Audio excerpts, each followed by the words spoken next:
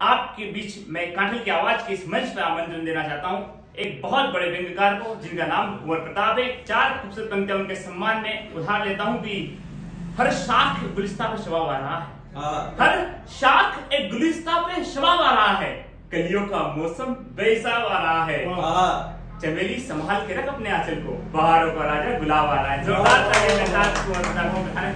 आइए मां शारदे को प्रणाम करता हूँ और मां शारदे के प्रांगण में इस चैनल पर विराजित सभी कवियों को नतमस्तक चरण वंदन करता हूँ और कांठल की आवाज के तमाम श्रोताओं को साधुवाद शुभकामनाएं देते हुए होली की मस्ती, होली की उमंग, होली के आनंद पे आप सब ने जो आज कांठल की आवाज के बैनर तले जो शानदार कवि सम्मेलन रखा है, इसके प्रधान संपादक मनोज राठौड़ साहब को मैं साधुवाद देता हूँ कि आपने कवि सम्मेलन रख के माँ हिंदी का बहुमान किया है, सम्मान किया है, जो चैनल पर बढ़ाया। बहुत सम्मान की गर्व की बात है हमारे लिए कि आपने इन कवियों को बुला के ये इतना सम्मान किया है। बहुत बहुत साधुवाद। देखो, होली और मस्ती का त्योहार है और मीठी बोली का त्योहार है। ये हमारे तो हम तो गांव के लोग हैं, सीधा मैं गांव से आता हूँ, गांव की अपनी बात, गांव के लोग भोले भाले होते हैं साहब। मेरी जब शादी हो रही थी तो मैं लड़की देखने गया, लड़की मेरे को पसंद आ गई, लेकिन मेरे घर वाले को पसंद नहीं आई साहब। मैंने कहा कि शादी तो इसी से करूंगा। मैंने लड़की को कहा कि अगर तू मेरी नहीं हुई तो मैं तेरे को किसी की नहीं होने दूंगा। लड़की ने मुस्कुरा के कहा कि अगर तेरी होगी तो सबकी होने देगा क्या?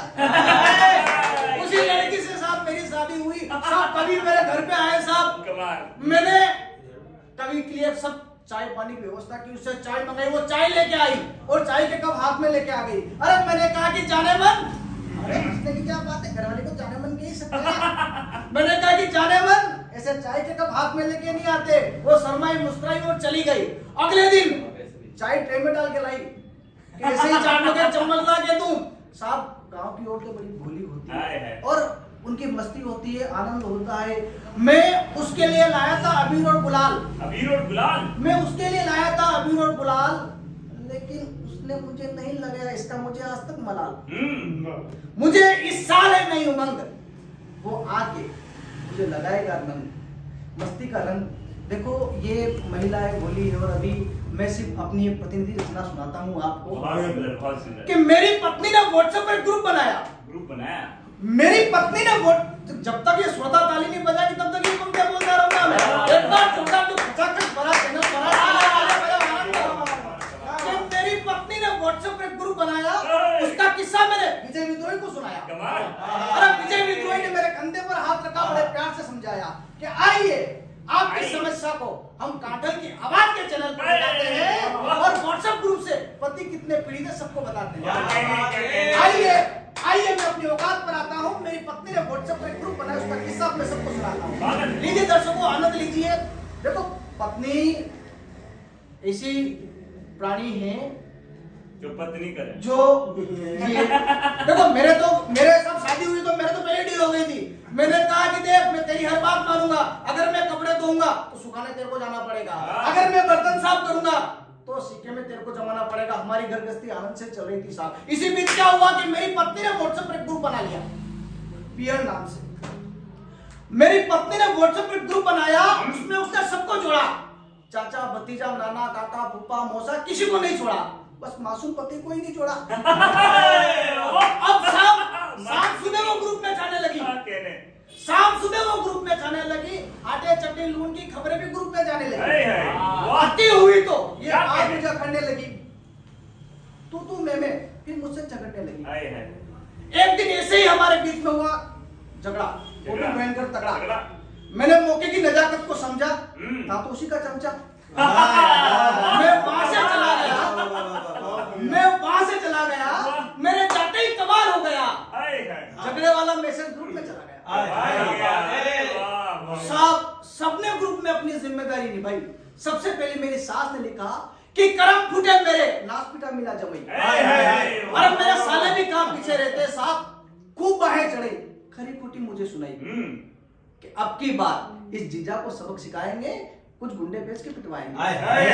अरे साहब, साली ने तो रिश्ते की मर्यादा ही छोड़ दी और ग्रुप में मेरी चरित्र की ऐसी तैसी कर दी साहब। उसकी सहेलियों ने लिखा था कि जीजू पे मुझे मंडप पे ही शक था, बैठे थे तेरे पास और ताड़ में रहे थे, अरे। ऐसा लगा था कि अपना चरित्र प्रमाण पत्र दे रहे थे। कमाल हो गया।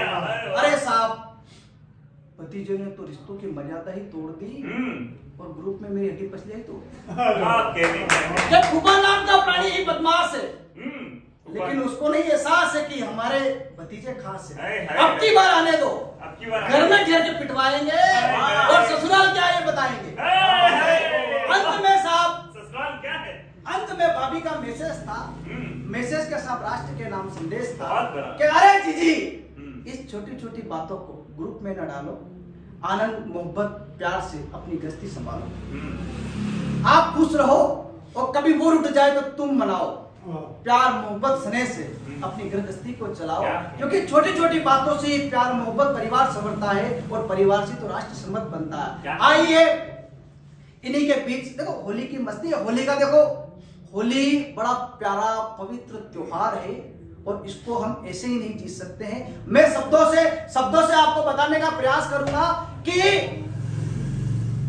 शादी के लिए दुल्हन को सजा दी गई, शादी के लिए दुल्हन को सजा दी गई और दूल्हे को उम्र भर की सजा दी गई। हमारे नेता यहाँ खाते इसलिए उनके विदुषी को खाते। बहुत बढ़िया। अंतिम पंक्ति है साहब कि एक बार उसने मेरे साथ खेली थी होली, वो उम्र भर मेरी ही होली। हे प्रकृति के पुण्य ददीचियों, मैं क्षमा मांगने आया हूँ। हे प्रकृति के पुण्य ददीचियों, मैं क्षमा मांगने आया हूँ। संभाल सकाना संसार तुम्हारा, अब क्षमा मांगने आया हूँ। तुमने दिया वनपन, सबका विनाश कराया हूँ। जहाँ चाहती थी चिड़िया वो आंगन बेच आया हूँ। हे प्रकृति के पुण्य ददीचियों, मैं अपनी व्यथा सुनाने आया हूँ। संभाल सकाना संसार तुम्हारा, अब क्षमा मांगने आया हूँ। एक बार पुनः कांठल की आवाज के दर्शकों को प्यार भरा नमस्कार, धन्यवाद, आभार। ये थे हमारे बीच कुंवर प्रताप जो व्यंग्य की बात करते हैं और एक बड़ा संदेश इस देश के नाम सोशल मीडिया से पीड़ित आज समाज जिस दिशा में जा रहा है उस दिशा में हमारे घर परिवार के